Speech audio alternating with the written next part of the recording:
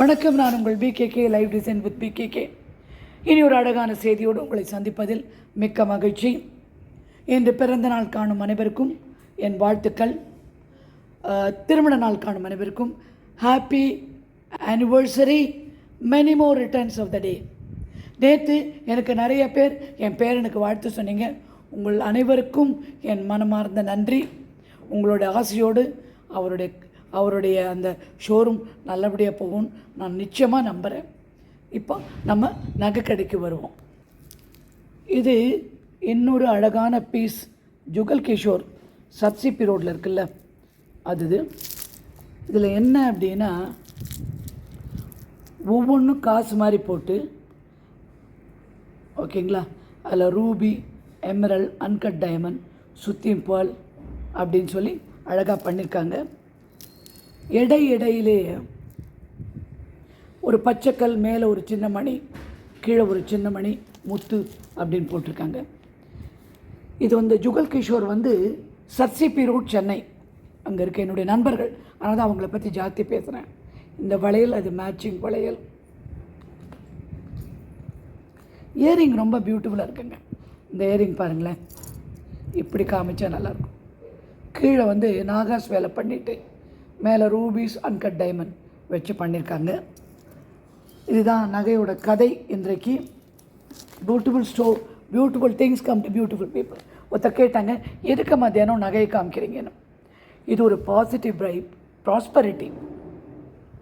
நகை பொருள்லாம் காமிக்கும் போது உங்களுக்கு அதோட வைப்பு நல்லா இருக்குது அப்படின்னு மனசில் நினைக்கிங்களே, அந்த சந்தோஷம் உங்களை மேலும் கொண்டு போகும். இன்றைக்கி ஆஃபீஸ் லீவ் தான், இருந்தாலும் நான் ஒரு சின்ன வேலை வச்சுக்கேன். 12 மணிக்கு அது பண்ணணும். மொட்டை மாடியில் உட்காந்து என்னுடைய 14 கிளியும் அரிசி சாப்பிட்டுது, நிறைய மல்லிப்பூ பூத்துது. என்ன அழகான விஷயங்கள்லாம் என் வாழ்க்கையில் நடக்குது பாருங்கள். உங்கள் நிறைய பேரை உங்களுடைய வாழ்த்துக்கள் 110 மேலே வாழ்த்துக்கள் வந்தது. உங்கள் அனைவருக்கும் என் நன்றி.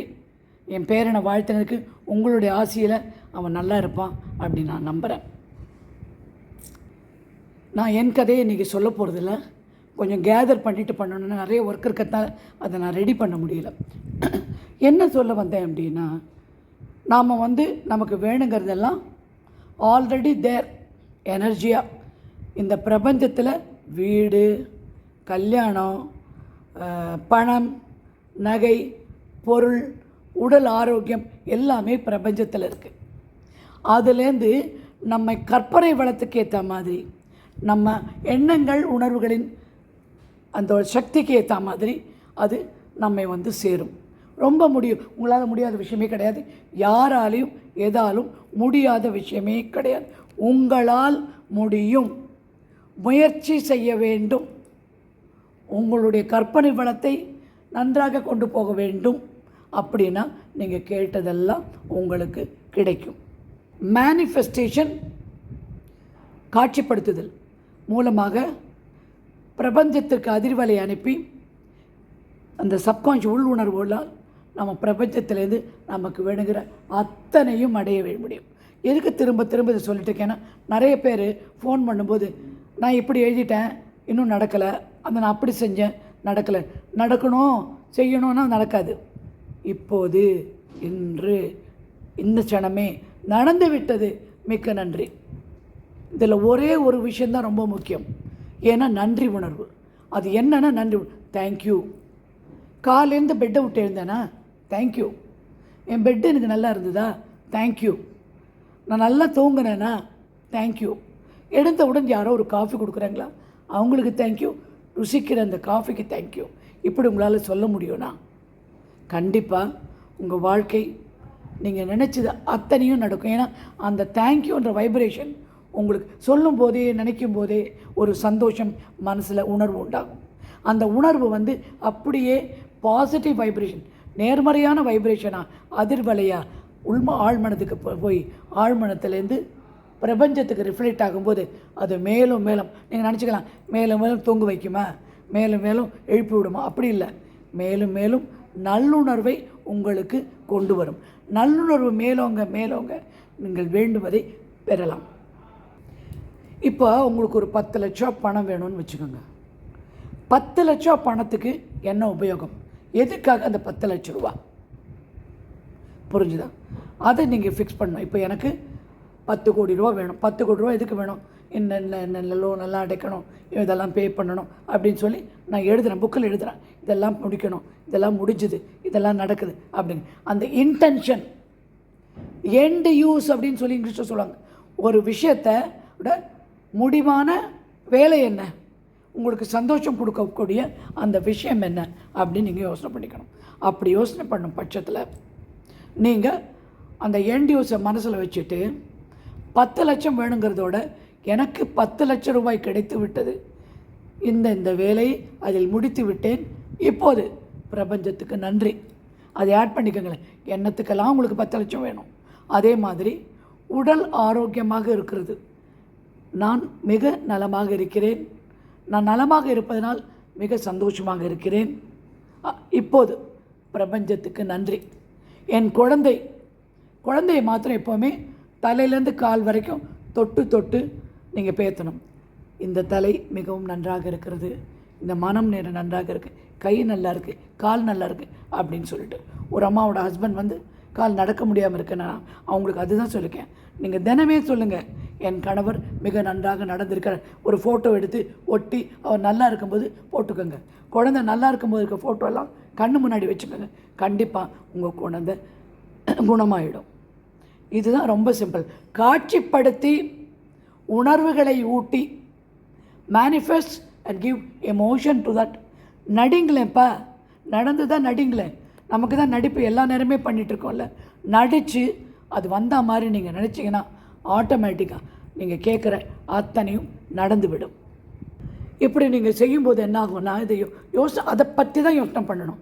யோசனை பண்ணிகிட்டே இருக்கும்போது உங்கள் கண்ணில் திடீர்னு யூடியூப்பில் அது சம்மந்தமாக ஏதாவது வரும், நியூஸ் பேப்பரில் பார்ப்பீங்க, டிவியில் பார்ப்பீங்க. இப்போ வீடுன்னு வச்சுக்கோங்களேன், ஏதோ ஒரு கம்பி டிவி போட்டிங்கன்னா ஏதோ ஒரு கம்பியோட அட்வர்டைஸ்மெண்ட் வரும். அது உங்களுக்கு இண்டிகேஷன், அதுதான் உங்களுக்கு ஒரு சயன். அதாவது உனக்கு வந்து ஒரு உணர்வூட்டல், இந்த மாதிரி உனக்கு நான் செய்ய போகிறேன்ப்பா அப்படின்னு சொல்லிட்டு. இந்த இடத்துல நம்ம பட்டாம்பூச்சி பறக்கிறதோ பறவை பேசுகிறதோ கேட்காது. நம்ம செய்ய போகின்ற அந்த வீடை பற்றி தான் நமக்கு வந்துக்கிட்டே இருக்கும். புரிஞ்சுதா? அந்த வீடை பற்றி தான் நமக்கு உணர்வுகள் தோன்றும், விஷயங்கள் கண்ணுக்கு படும். அது என்ன சொல்கிறது, ஒரு சாட்சி சொல்கிற மாதிரி ஒரு விஷயங்கள் நமக்கு தெரியப்படும். யாரோ வந்து ஒரு சிமெண்ட்டை பற்றி பேச, இந்த சிமெண்ட்டை நல்லா இல்லை, அந்த சிமெண்ட்டை நல்லா இருக்குன்னு பேசுவாங்க. ஸோ அதுதான் உங்களுக்கு ஒரு அறிகுறி. வீடு கட்டுவதை நினைக்கும் போது என் பெட்ரூம் இப்படி இருக்கும், முற்றம் தாழ்வாரம், இது கிச்சன், இதெல்லாம் இப்படி இருக்கும், முன்னாடி இப்படி இருக்கும், பின்னாடி இப்படி இருக்கும் அப்படின்னே விஷுவலைஸ் பண்ணிட்டே வாங்க. அப்படின்னு காட்சிப்படுத்துங்கள். நீங்கள் காட்சிப்படுத்த அது கண்டிப்பாக நடந்து முடிந்துவிடும். சந்தோஷப்படுங்கள். காட்சிப்படும் போது உணர்ச்சியை ஊட்டுங்கள். உணர்ச்சியை ஊட்டும் போது ஆட்டோமேட்டிக்காக அது உங்களுக்கு நடந்துடும். இலக்கின் மீது என்டியூஸ், உங்களுக்கு என்ன டார்கெட்டோ என்ன வேணுமோ அதன் மீது உணர்வை ஊட்டுங்கள். உணர்வு எப்படி ஊட்டுறது? இந்த பணம் கிடச்சா இது செஞ்சுருவேன், என் வீடு இப்படி இருக்கணும், என் பொண்ணு கல்யாணம் இப்படி இருக்கணும், என் மகன் கல்யாணம் இப்படி இருக்கணும் அப்படி என்கின்ற உணர்வுகளை நீங்கள் ஊட்டிகிட்டே வாங்க.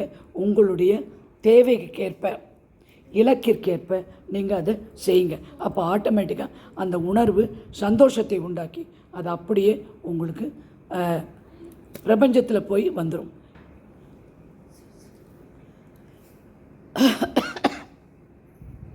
கடன் பிரச்சனை உள்ளவர்கள் எப்போவுமே இதை நினைங்க, கடனை கொடுத்து விட்டதாக. மன்னிப்பு கேளுங்கள், என்னை மன்னித்து விடுங்கள், வாழ்க வளமுடன் அப்படின்னு சொல்லுங்கள். சொல்லிவிட்டு என்னை மன்னித்து விடுங்கள், உங்கள் பணம் இப்போது கொடுத்து விட்டேன். அப்படி தான் எடுத்தோடனே என்ன பண்ணணும், வீடு கட்டுறதா இருந்தால் ஒரு 10 ரூபா எடுத்து டப்பாவில் போட்டு இது வீடு கட்ட. கடன் அடிக்கிறதா ஒரு 10 ரூபா எடுத்து இன்னொரு டப்பாவில் போட்டு ஒரு கவரில் போட்டு யாருக்கு கடன் கொடுக்க வேண்டுமோ அவர்கள் பேர்.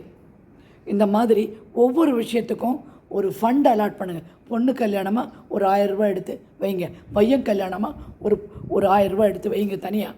என் பையன் கல்யாணம் நடக்க போகிறேன் அதுக்காக எடுத்து வச்சு அந்த காசை அந்த கல்யாணத்துக்கு மாத்திரம்தான் யூஸ் பண்ணணும். அட் த சேம் டைம் உங்கள் ஆசைகள் அனைத்தும் நிறைவேறும்போது நீங்கள் கண்டிப்பாக குலதெய்வ வழிபாடு செஞ்சே ஆகணும்.